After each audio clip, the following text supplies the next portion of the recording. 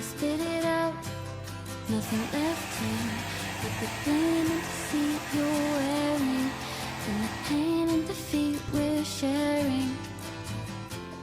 You could be what I want, you could be what I need, what I need.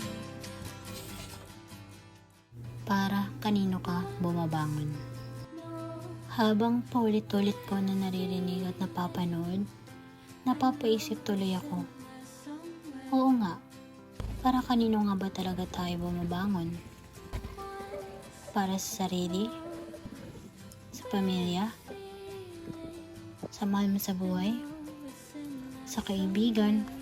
O sa trabaho? Napagtanto ko na ang buhay ay mahirap, lalo na kung walang-wala ka at nasa laylayan ka. Pero mabuti na lang, meron akong mga kaibigan sa loob ng dalubhasaan. Mga kaibigan na hintayin at sasamahan ka kahit gaano ka pa katagal. Mga kaibigan na sasamahan ka lakbayin ang mga mahirap na daan. Mga kaibigan na sasamahan ka para maabot ang mga pangarap. Mga kaibigan na pagbubuksan ka ng pinto para lang makasabay ka sa tagumpay. Pero kung kami ang tatanungin, kanino nga ba talaga kami bumabangon? Hindi kami bumabangon para sa baon. Bumabangon kami para sa pangarap.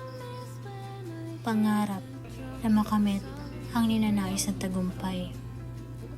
Pangarap sa mga bumubuhay sa amin sa bahay. Pangarap na propesyon para maabot ang mga pangarap namin sa buhay. Kung kaya naman, kung kami ang tatanungin, bumabangon kami para sa pangarap naming makaahon sa laylayan. Kaya naman sa tulong ng dalubhasaan, kami na nais bumangon mula sa pagkakabaon ay malapit nang makamit ang bagong pag-ahon. Kaya kaibigan, huwag mawalan ng pag-asa dahil marami ang pangarap mo ang naghihintay sa loob ng dalubhasaan ng Kalamba.